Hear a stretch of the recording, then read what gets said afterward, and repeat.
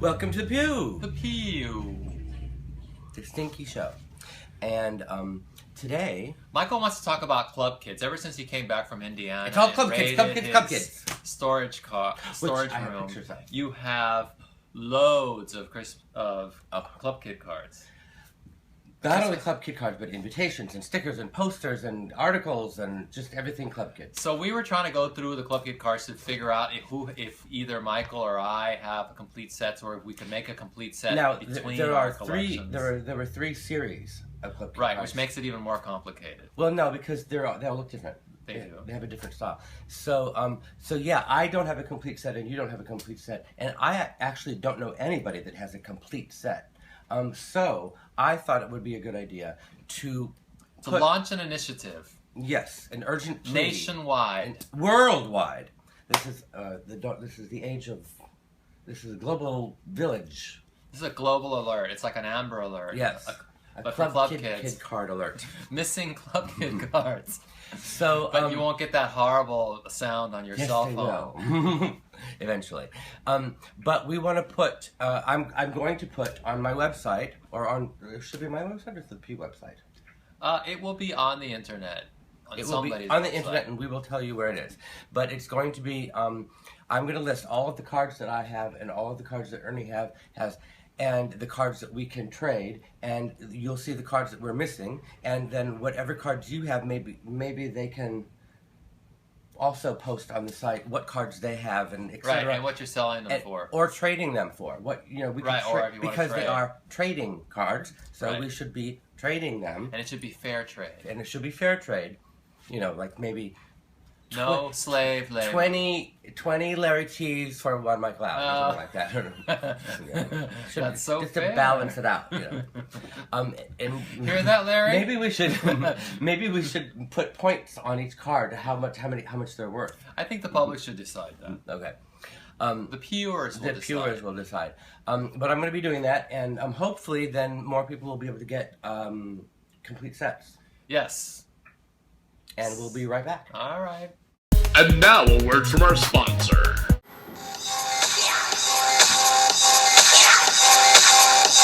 Cause I look fucking cool!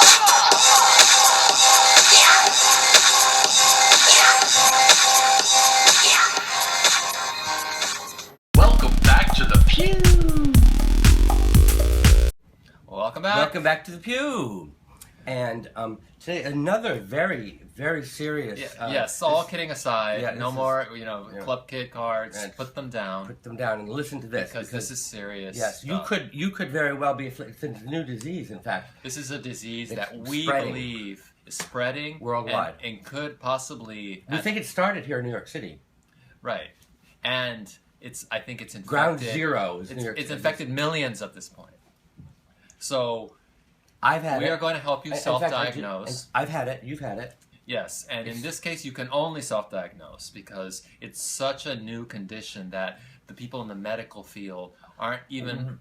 Well, I don't think we need. Yeah, I don't think you need to self-diagnose. We can diagnose people. I mean, I think we're knowledgeable enough in the field that we could diagnose. I mean, Bruce Jenner has it. Bruce Jenner, and that's why we discussed this problem, and we even came up with a name for it. We're calling it MADS. MADS. For Media Attention Deficiency Syndrome. Yes, a very serious condition and dangerous, life-threatening. Yes, it's obviously life-threatening when you're not in the... Well, look what happened to Joan Rivers, and we'll get to that in a moment. Yeah, why it was life-threatening. When you're not in the... when I open up the New York Post and I'm not in page 6, some of the symptoms are you get a heavy feeling in your gut that it just seems sort of like, life is pointless, and you also get this feeling of frustration. It's like, what will I do in order to get the media spotlight back on me? If somebody else, it's sort of like attention shifting. There's a little bit of attention shifting in there, but which James has that. But it really feels like there's no point in living. So Bruce Jenner, back to our example. So a lot in the media, everybody's speculating about whether he's trans or not, and whether he has gender dysmorphia, because that's what leads to transitioning.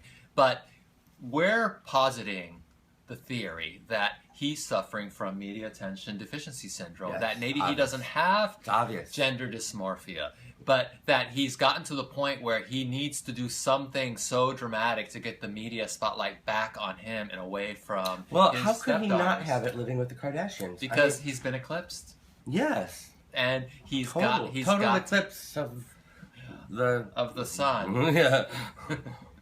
So he's suffering, and that's Yes. what we think he has. Now, Joan Rivers, you might say, well, does she really have MADS? She was already really famous. She had a TV show. She was totally doing had The MADS. Runway. She really So, but we think that she also suffered from it, and to the point where it killed her because she was concerned that her voice wasn't good enough to be on TV, so she had to have it fixed. Just one more little tweak, and I'll be more famous than ever. And Right. look what happened. And one more stretch, and one more injection, and Death. Death. It's a killer disease. It's a killer disease. Yeah. It's spreading, and you need to be careful and be aware and, if you're suffering from it. coming from a MADS survivor, it's no joke. This disease. Yes, and we have determined that one of the cures is starting your own YouTube channel so that the camera is always on you. Constantly. And therefore, you don't feel that pain. You don't feel that agony, that Some, frustration. some will say, that's just a Band-Aid, that you're not getting to the root of the problem. But this is Western medicine. That's what Western Yes, medicine. this is dictates. 100% Western medicine, the best Western medicine that you can possibly get, which will not cure you, but it will just manage your condition. And it'll make you forget even that you have the condition, so that you don't have to have any concerns or worries or anything, because everything will be fine all the time. And that's the way it's supposed to be. So. Bitches want to know. Bitches want to know. Samantha Koster asked if Michael is still making jailhouse food. And we had this horrible scene in our house when Michael made one of his jailhouse specialties. And now, what was so horrible about it that you think I overcooked the onions? No, it wasn't the food wasn't horrible. It was the scene where you ended up in tears because Igor came home and then didn't like what you made and then wouldn't eat it, and he was storming around. Remember that time? Yes, but I remember more that you didn't like it. Well, I didn't like it either. Yeah. Well, tell them what you made. Well, first of all, it was a pasta dish with onion. It was Kraft It was a macaroni and pasta- cheese. Kraft macaroni and cheese. It was. Is that a pasta dish? It was Kraft macaroni and cheese, but mixed with sauteed onions and garlic and peppers, and I wanted to put my own cheese on it. You are the one who said use the packet. I wanted to put my own shredded Parmesan and make my own. But the packet is not what I objected to. Yeah, he thought the onions were overcooked, and I like my onions overcooked. I like that salty kind of, when they get brown.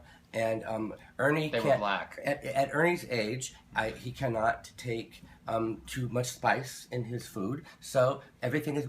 When we make salad, he wants watercress and cucumbers and celery and all of the tasteless vegetables. No salt, no pepper, no cheese, no dressing, nothing. So I guess that's what we all have to look forward to when we get old. And on that note, See you next time. bye.